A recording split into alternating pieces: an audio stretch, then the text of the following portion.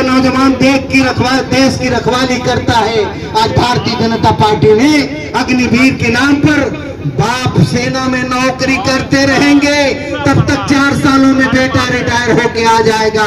इनमें लगते हुए 125 लोगों की मौतें हो गई और भारतीय जनता पार्टी के लोगों ने कहा कि नोटबंदी एक ऐसा कदम है जिससे आतंकवाद खत्म होगा। देश के तमाम कोनों में आतंकवाद आज भी है। जैसा कि आप लोग पार्टी के वरिष्ठ नेता भाई अमरनाथ यादव जी, दरौली विधायक कामरेड सत्यदेव राम जी, जीरादेई के विधायक अमरजीत कुशवाहा जी, जोगेंद्र यादव जी, जुगुल ठाकुर जी, अन्य पार्टी के जिला कमेटी के साथी, सिसवन बाजार के दुकानदार बंधुओं, किसान मजदूर, छात्र, नौजवान, आप तमाम लोगों को हम अपनी ओर से और पार्टी केंद्रीय कमेटी की ओर से हार्दिक अभिनंदन करते हैं। दोस्तों, केंद्र में बैठी भारतीय जनता पार्टी की मोदी की सरकार 2014 में आज से 9 सालों पहले सत्ता में आई थी। ये यात्रा हम लोगों ने निकाला है कि भाजपा भगाओ देश बचाओ, भाजपा भगाओ लोकतंत्र बचाओ। बिहार सहित पूरा देश जानता है, जब से भारतीय जनता पार्टी सत्ता में आई है, देश का नौजवान रोजगार पाने के लिए बेचैन है, देश का छात्र पढ़ाई के लिए बेचैन है। आज महिलाएं इज्जत और अस्मत की दुहाई मांग रहे हैं, तो किसानों के दिल्ली की सड़कों पर परसों आंदोलन करने पड़ रहे हैं। और भारतीय जनता पार्टी के लोग देश के बड़बोले प्रधानमंत्री नरेंद्र दामोदर भाई मोदी कहते हैं कि 9 साल बेमिसाल। मैं पूछना चाहता हूं, सिसवन के लोगों ने बड़े प्यार से, जब भारतीय जनता पार्टी के लोगों ने पूरे देश में और आपके चैनपुर बाजार में भी गला फाड़ फाड़ के कहा था कि बहुत हुई महंगाई की मार, नहीं चाहिए कांग्रेस सरकार। शायद एक बार आप हम सोचने पर मजबूर हुए थे कि ये बहुत बोलने वाला नरेंद्र भाई मोदी कहा कि जब हमारी सरकार होगी, पहला अगर हम कोई काम करेंगे तो देश के हर परिवार के खाते में 15 लाख रुपया हम भेजेंगे। देश के तमाम किसान परिवारों से, देश के तमाम नौजवानों से, देश के तमाम नागरिकों से जो धोखा हुआ, आपके लिए वो जुमला हो सकता है। देश के लोगों ने भरोसा किया और कहा कि देश के लोगों को 15-15 लाख मिलेंगे, वो नहीं मिले। महंगाई की बात करने वाले लोगों से मैं पूछना चाहता हूं, क्या देश में सबसे बढ़िया सब्जी कौन सा है? कोहड़ा और बैगन, वो भी 40 और 50 रुपए किलो है। दूसरी चीजों की बात छोड़ दीजिए, 340 रुपए जब सिलेंडर बिक रहा था देश में, जब केंद्र में यूपीए की सरकार थी, कांग्रेस गठबंधन की, तब कांग्रेस के एक नेता थी, आज इस दुनिया में नहीं है, सुषमा स्वराज। उन्होंने कहा कि बहुत हुई महंगाई की मार, नहीं चाहिए कांग्रेस सरकार। और बड़े जुलूस निकालने वाले लोग, अब 1200 रुपए सिलेंडर है, आज उनकी बोलती बंद है। ना प्रधानमंत्री बोलते हैं, ना गृह मंत्री बोलते हैं, और ना ही भाजपा के कोई मंत्री बोलते हैं। देश फांसीवादी रास्ते पर जा रहा है। फांसीवाद को आप कैसे समझेंगे, जब देश के तमाम सत्ता और नेताओं की, हुकूमतों की पावर एक आदमी में आ जाए। आप पूछेंगे कि देश का रेल मंत्री कौन है, देश का खेल मंत्री कौन है, देश का शिक्षा मंत्री कौन है, तो कोई भी पढ़ने वाला आदमी नहीं बता पाएगा। किसानों और गांव में रहने वाले लोगों की बात छोड़िए, कौन जानता है मोदी मोदी मोदी।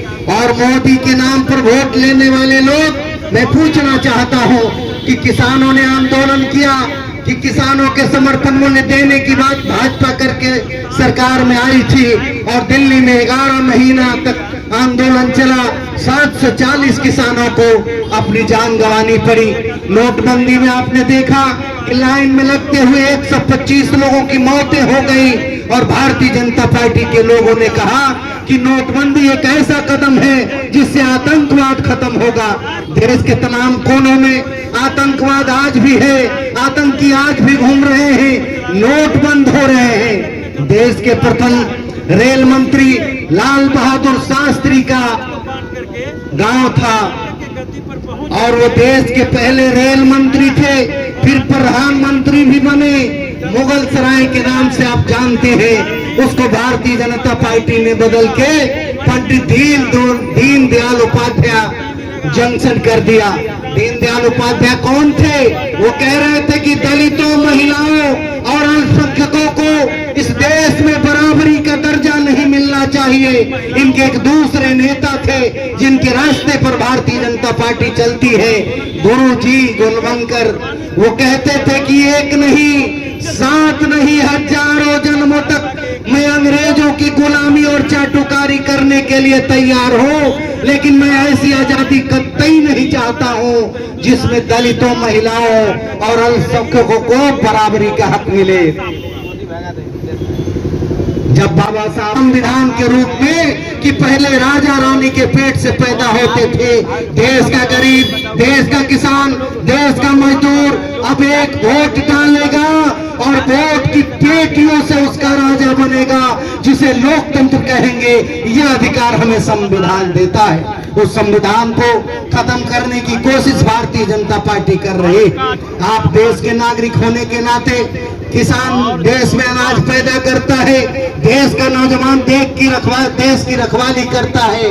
आज भारतीय जनता पार्टी ने अग्निवीर के नाम पर बाप सेना में नौकरी करते रहेंगे, तब तक 4 सालों में बेटा रिटायर होके आ जाएगा। मैं पूछना चाहता हूं कि भारतीय जनता पार्टी देश की सुरक्षा की बड़ी बड़ी बातें करती है, शिक्षित समाज और विकसित समाज की बात करती है, तो अग्निवीर की बात लाके 4 सालों में नौकरी करने वाले हम सारे और एक परिवार के आप कहाँ ले जाना चाहते हैं देश को? इसलिए मैं आपसे कहना चाहता हूँ कि आप भारतीय जनता पार्टी के तमाम कारनामों से आप वाकिफ हैं। 2024 सामने है, आपको ये फैसला करना होगा। पूरे देश में ऑपरेशन लोटस लेकर आई थी भारतीय जनता पार्टी, ऑपरेशन कमल। बिहार के लोगों ने, बिहार के अकलियतों ने, बिहार के दलितों ने, और मैं एक बार धन्यवाद देना चाहता हूं नीतीश कुमार को कि उन्होंने देश को आगे रखा और भारतीय जनता पार्टी को दरकिनार करके महागठबंधन बनाने का काम किया। देश की तमाम विपक्षी पार्टियां आज एक होकर बाबा साहब के संविधान, लोकतंत्र और आजादी बचाने के लिए हमने अंग्रेजों से लड़कर अपने देश को आजाद कराया था। आज ये गोरे फिरंगी फिर एक बार हमारे अधिकारों को लूटना चाहते हैं, देश को, शिक्षा को खत्म करना चाहते हैं, देश के किसानों को बर्बाद करना चाहते हैं, देश में अमन और भाईचारा खत्म करना चाहते हैं। हम आपके यहाँ आते थे मालपुआ खाने होली में, आप हमारे यहाँ मीठी सवैया खाने आते थे। जब से भारतीय जनता पार्टी सत्ता में आई है, 5 साल तनाव है, 5 साल चुनाव है। मैं कहना चाहता हूं, आए थे नवादा में देश के गृह मंत्री, जिनकी जवाबदेही बनती है देश की सुरक्षा की गारंटी करना, देश की आंतरिक सुरक्षा की गारंटी करना। वो भाषण दे रहे थे कि हमने गुजरात में ऐसा सबक सिखाया कि अस्थायी शांति हो गई, दंगा करने वालों को हम लैंप पोस्ट पर लटका देंगे। मैं पूछना चाहता हूं कि गोधरा के मुसलमानों से शुरू होता है, देश के किसानों पर आता है, पुलवामा के नौजवानों पर आता है, अब देश की महिला पहलवानों पर आया है। भारतीय जनता पार्टी किसी को बख्शने वाली पार्टी नहीं है, वो देश को बर्बाद करने पर तुली हुई है। आज देश में रोजगार नहीं है। भाजपा के लोग, आरएसएस के लोग कह रहे हैं कि मोदी जी छोटी छोटी काम करने के लिए थोड़ी आए हैं, बड़ा काम कौन कर रहे हैं भाई? तो राम मंदिर बनाया, व्हाट्सएप आज सोशल मीडिया नहीं होता तो सच सुनने को भी नहीं मिलता। पूरे देश के मीडिया बिकाऊ है, मोदी मीडिया है जो ईमानदार है, उस मीडिया वालों पर भी कार्रवाइयां हो रही है। गई नौकरी छूटा काम, जोर से बोलो जय श्री राम। इनके अध्यक्ष जो हैं, मंदिरों से रोजगार नहीं मिलते, मस्जिदों से रोजगार नहीं मिलते। देश के बड़े बड़े आर्किटेक्ट ने कहा कि जो पुराना संसद भवन है अगले 100 सालों के लिए वो फिट है, लेकिन देश के पूंजी को बर्बाद किया गया नया संसद बना के। अगर पुराने संसद में चलता, उतने पैसे से देश में इंजीनियरिंग कॉलेज खुलते, देश में बड़े बड़े यूनिवर्सिटी अगर खोलते तो एजुकेशन का रास्ता साफ होता, देश में अगर फैक्ट्री लगता तो देश में महंगाई कम होती, रोजगार मिलता। इसलिए मैं कह रहा हूं कि देश में रोजगार की बात हम नहीं करेंगे, हमें ऐसी सरकार चाहिए जो किसानों के खेती की सिंचाई की बात करे, नौजवानों की पढ़ाई की बात करे, महंगाई की बात करे। इसलिए मैं कह रहा हूं कि ये सरकार आज पूरी तरह से फेल है और ऐसी सरकार को उखाड़ फेंकना है। जैसे हमने अंग्रेजों के खिलाफ लड़ाइयां लड़ी, हमारे पुरखों ने लड़ाइयां लड़ी और अंग्रेजों को भगाने का काम किया, ईमानदार शहरी के होने के नाते नौजवानों, किसानों, छात्रों, महिलाओं, हर तबकों के पूरे हिंदुस्तानियों का फर्ज है कि वो कह रहे हैं कि 24 के बाद दूसरा चुनाव नहीं होगा। ये देश की आजादी, महंगाई और लोकतंत्र बचाने के लिए आपको आगे आना होगा और अपने देश की रखवाली करनी होगी, देश की आजादी और देश के संविधान को बचाना होगा। और आने वाले दिनों में भारतीय जनता पार्टी को गद्दी से हटा के अपने देश की एकता और आजादी को एकदम से सुरक्षित करने की ओर बढ़ना होगा।